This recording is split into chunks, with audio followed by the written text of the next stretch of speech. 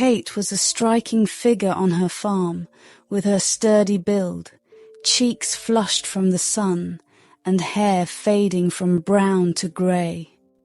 Around the farm, she favoured practical attire, a man's hat, an old blue army coat for the chilly days, and sometimes sturdy top boots. The idea of marriage had never appealed to Kate. Love, as others knew it, hadn't touched her heart.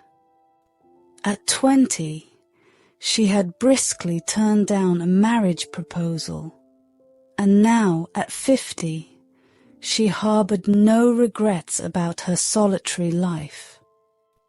Her world was her own, except for her loyal dog Ponto, the workers who helped with her crops, her flock of chickens, a few cows, a couple of mules, her trusty gun for the occasional chicken hawk, and her deeply held beliefs. One morning, Kate stood on her porch, hands on hips, looking in disbelief at a small group of children who seemed to have appeared out of nowhere. Their arrival was as unexpected as it was unwelcome. These were the kids of Odile, her closest neighbour, though close was relative in these parts. Odile, looking distressed, had shown up just 5 minutes earlier, her 4 children in tow. In her arms she held little Lodi. By the hand she firmly grasped Tinoma, who was less than eager to follow. Trailing behind were Marceline and Marclette, their steps hesitant and unsure. Tears and stress marred Odile's face. She was in a rush, called away to a neighbouring town because of her mother's critical illness. Her husband was far away in Texas, a distance that felt insurmountable at the moment. Volson, the driver, was already waiting with the car to take her to the train station. Kate, I have no choice but to leave these kids with you until I return. God knows I wouldn't ask if there were any other way. Please, make sure they listen to you. Don't go easy on them. I'm overwhelmed with the children with Lon away, and worrying. I might not even find my mother alive when I get there. With these distressing thoughts, Odile hastily and emotionally said goodbye to her family. She left the children huddled in the narrow shade on the porch of the long, low house. The harsh sunlight whitened the worn boards. Chickens pecked at the grass at the bottom of the steps. One bold enough to hop up and walk heavily and aimlessly across the porch. The air carried the sweet scent of pinks, mixed with the distant sound of laughter from the workers in the flowering cotton fields. Kate watched the children closely. Her gaze landed on Marceline, struggling under the weight of plump Lodi. She then observed Marclette, her silent tears blending with Tinom's loud cries and defiant demeanour. In those moments, Kate gathered her thoughts, figuring out how to handle this sudden responsibility. She decided to start by feeding them.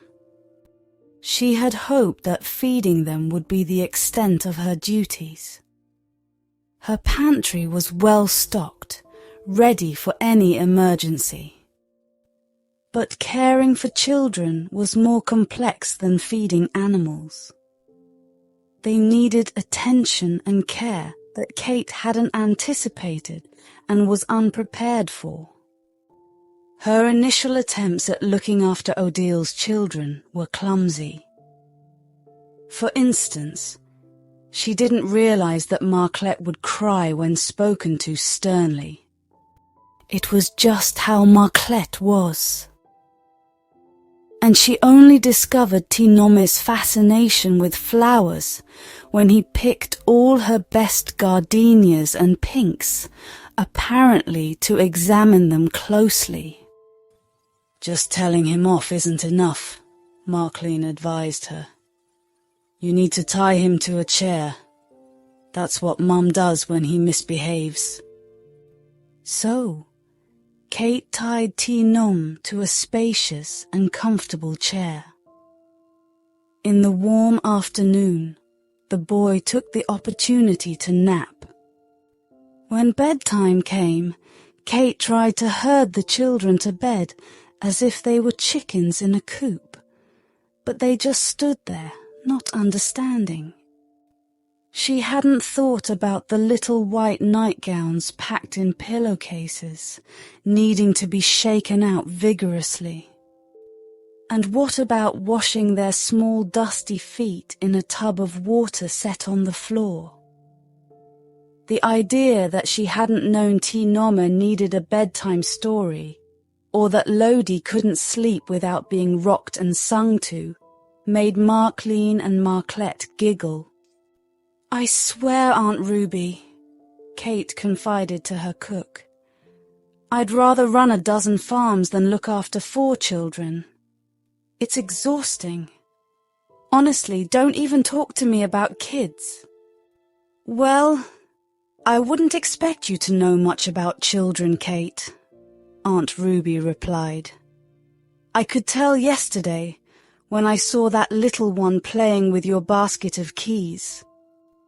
Did you know letting children play with keys can make them stubborn? Or that looking in a mirror can make their teeth come in stronger? These are the things you learn from raising kids. Kate didn't claim to have the extensive knowledge that Aunt Ruby, who had raised 5 children and lost 6, did. But she was eager to learn whatever parenting tricks she could. Dealing with Tinome's sticky fingers meant digging out white aprons she hadn't worn in years and getting used to his wet, affectionate kisses. She took down her rarely used sewing basket from the top shelf, ready to mend torn clothes and replace missing buttons. The constant laughter, crying and chatter around the house took some getting used to. And it wasn't until after a few restless nights that she could comfortably sleep with little Lodi's warm, chubby body snuggled close to her, the child's soft breathing gently touching her cheek. However, by the end of 2 weeks, Kate had adjusted to her new routine and found herself no longer complaining about the lively presence of the children. After 2 weeks had passed, Kate, standing outside one evening and gazing toward the cattle crib, noticed Valsen's blue car turning onto the road. Odile was there, sitting next to the driver, looking alert and happy.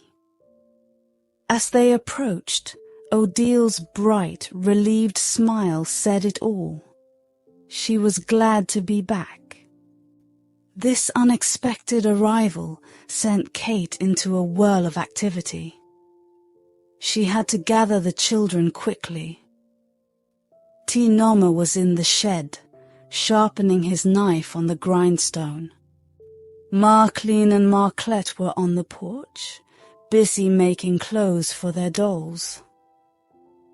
Lodi, already in Kate's arms, squealed with joy at the sight of the blue cart that was bringing her mother back to her. Then, suddenly, the excitement was over, and they had left. The quiet that followed their departure was striking. Standing on the porch, Kate watched and listened. The car had disappeared into the evening, its sound swallowed up by the distance. She could still hear the children's happy voices echoing faintly. Turning back into the house, she was met with the chaos the children had left behind. But she didn't immediately start tidying up. Instead, Kate sat down at the table, the room growing darker around her. She looked around slowly, then rested her head on her arm and began to cry. Her sobs were deep and heart-wrenching, not the quiet kind of tears. In her moment of raw emotion, she didn't even notice Ponto gently licking her hand. Thank you for watching. Please like, share, subscribe for more videos. Press the bell icon and select all to get notifications.